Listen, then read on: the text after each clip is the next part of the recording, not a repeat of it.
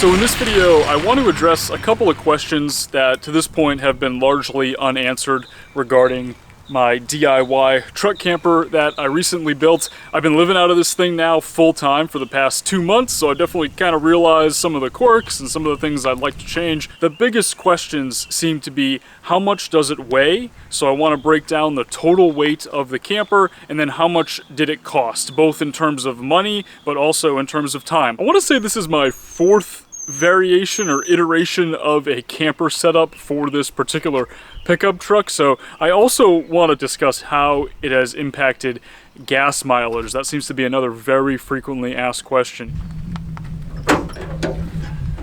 So I guess we can start with how much it costed to build this truck camper, and I'll start with time. I know the first video that I did, I said, you know, I built the shell in about 12 days. It was 12 days, and they weren't even really 12 full days. I was kind of balancing with my job, so, you know, that's kind of the estimate for how long it took me to build the exterior, get the paint on there, get it sealed, get the aluminum trim pieces and everything like that. And then adding in the interior build, it's a little bit harder for me to say. I did take like a break in between doing the exterior and the interior for about 2 weeks. So then when I finally came back to actually building it, I'd say probably about a week and a half or so to do the interior build. Painting the inside, sealing everything, caulking, getting the cedar tongue and groove, getting the floor installed, doing the electrical. If I was to build something like this again, which I'm sure at some point in the future I will build another DIY camper, this is definitely not going to be my last one. I don't know when that will be, but at some point, I'm going to budget probably somewhere around 4 to 5 weeks of full-time labor to build something like this. There are also things that I was doing on this that I learned from and will not make the same mistakes again. The biggest one being the door. I completely screwed up the backstop for the door and had to redo it a second time, and that ended up taking a lot longer than I had anticipated. Things like that I've learned from. I'll get a little faster.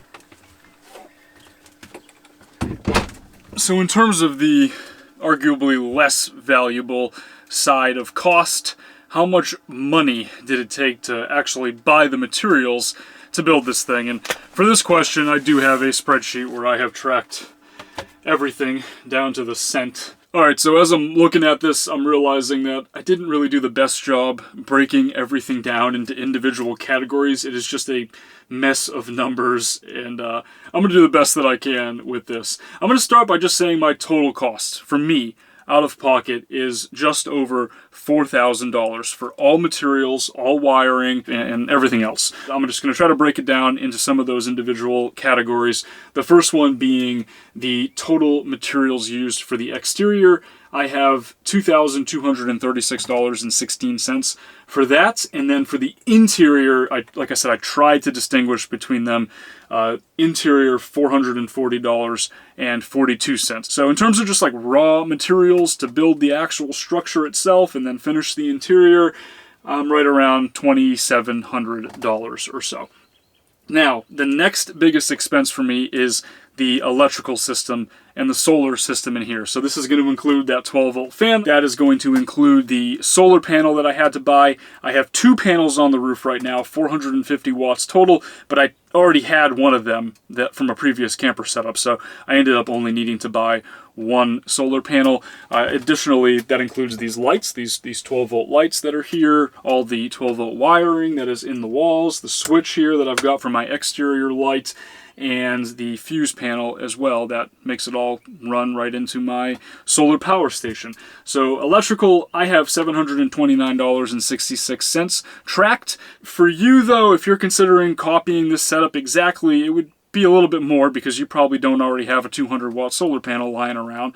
So I'd probably add another $200 for that, and then you also probably don't already have a solar power station. I already had my Anker Solix C1000. I've had it for quite a while, like 8 or 9 months at this point.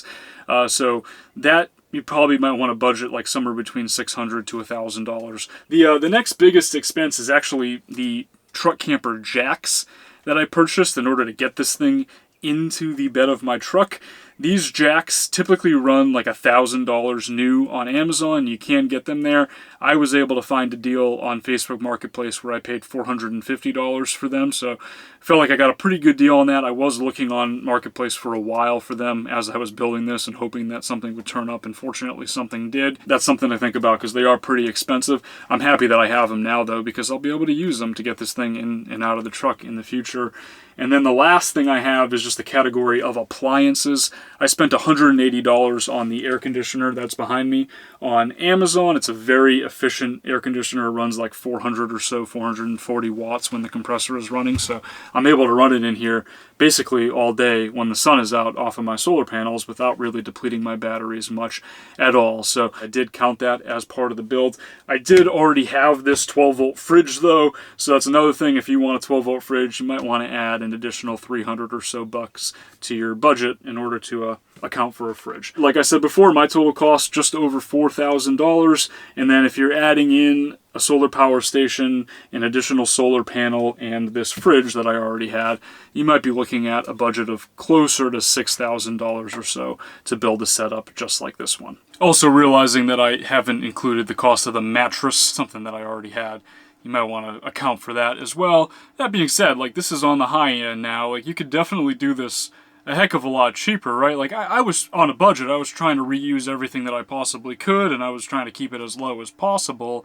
But, you know, if you make a smaller solar system, if you're not trying to live in Florida in a camper in the middle of the summer and you're able to travel with the weather like normal nomads, then, you know, you could probably do it a little bit cheaper. You could probably just build the structure itself for under $3,000 and then maybe have a $300 power setup or a $400 power setup instead of something as comprehensive as I have in here now. All right, so moving right along to the other very frequently asked question, how much does this thing weigh? It seems that a lot of folks tend to assume that homemade truck campers are just extremely heavy and just not efficient at all. And I definitely get that. You know, if you're building something out of wood, it's going to be heavier than aluminum. My truck is a 3/4 ton truck. Big reason why I bought it was to be able to put different truck campers in it. And my last camper was a heck of a lot heavier than this one. I'll get started by saying that. So I have broken down everything here. I literally was like getting on a scale with like pieces of this as I was building it, weighing the pieces, subtracting my weight, and then just adding it to this spreadsheet as I was going. So the estimate's going to be pretty close. If anything, it might be a little conservative. The things that I didn't know for sure, I probably guessed on the higher side for most of them. But my total weight for this camper, not including the appliances, so not including the fridge, not including the air conditioner and the solar panels along with the C1000 solar power station. But everything else, the actual structure, the sealed structure that is in the bed of this pickup truck is 623.2 pounds.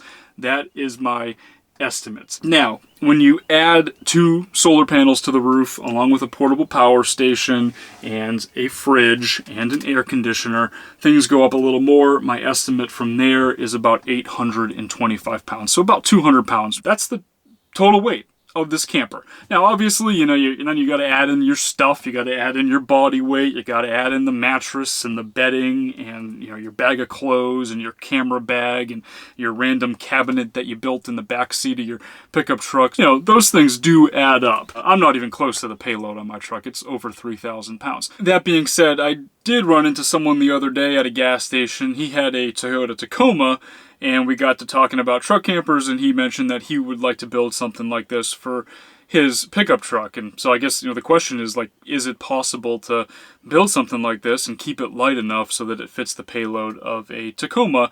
And I think the answer is definitely yes. Like, I mean, 600, 700 pounds, I think is still under a Tacoma's payload. And you might need to do some stuff to the suspension to make that actually work. And sure, you might not be able to have some of the heavy things that I have in here, but I think it's totally doable. And, you know, I didn't necessarily like cut corners and try to keep this as light as possible. I mean, I did whatever I could just for the fun of tracking on a spreadsheet and seeing how light I could make it. But I didn't have to use cedar tongue and groove for the ceiling. I didn't have to use vinyl planks for the floor. I could have probably cut weight in a few additional places. And if you were trying to build something out of wood for a Tacoma or a lightweight pickup truck, you know, you probably would have to do that, but I think it's definitely possible. I guess this brings us to the final frequently asked question, gas mileage. how does this thing impact my fuel economy? I've had 4 total campers in here. One was a old Phoenix pop-up that was leaky and a complete disaster. I don't even want to talk about it. The next one was a Palomino Rogue, a brand new pop-up truck camper. This thing was about 1,400 pounds, so almost twice the weight of this DIY camper that I just built. And on average, I got probably around 10 miles to the gallon with that setup. The thing was just awkward. It was big, bulky. I very much so noticed it when I was driving with it, whereas this guy, it's pretty hard to notice. Moving along though, I ended up getting a truck cap setup to try to save on gas mileage, and oddly enough, that little truck topper cap setup that I had got the best gas mileage, even better than if there was nothing in the bed of the truck at all. For some reason it made it more aerodynamic, or it balanced the weight, or I have no idea, but I got up to 16 miles a gallon with that setup. But then when you take it out and you just go the empty bed, my benchmark is going to be right around 14 miles to the gallon. That is a pretty good tank when I have nothing in the bed of the truck. So how does the new camper compare to all that information that I just randomly gave you guys? This camper is getting right around 12 to 12 and a half miles to the gallon, sometimes down to 11 and a half, but generally that's where I've been over the past couple of months. And I've driven across the state of Florida a couple of times, done a mix of city and highway driving, and that's pretty good. Like, I'm pretty happy with that as compared to the benchmark of 14 miles to the gallon with nothing in the bed of the truck at all. Now, it is a giant sail on the front, that not very aerodynamic structure probably hinders gas mileage a little. Next time I build a truck camper, I will probably try to make it a little more aerodynamic than this. I was kind of in a rush with this one, and it was my first time doing it, so cut me some slack. But at some point in the future, I will try to go a little more aerodynamic. And I know a lot of folks are going to suggest building a wind deflector on the front. I have seen the comments that is a good idea. I don't know if it would be worth spending the time to do that in order to save half a mile to the gallon and get closer to that 14. I don't think I'm ever going to get higher than the 14 by building a wind deflector, but I don't know. At some point, if I have some extra time, I will definitely try doing that, and at the very least, it would make for an interesting experiment. So I guess that pretty much sums it up for this video. I hope it was helpful for some of you guys if you're considering building a truck camper like this, or any camper, or if you're just curious about how much it costed, how much it weighs, and if it was actually worth it. I do think that it was definitely worth it. For just over $4,000 and the cost of an old beat-up pickup truck, I have a home on wheels that I can basically go anywhere with. If you haven't already seen the video of me building this, the time-lapse video, you can check it out right here. Thank you guys so much for following along on this journey, and I'll talk to you all again soon.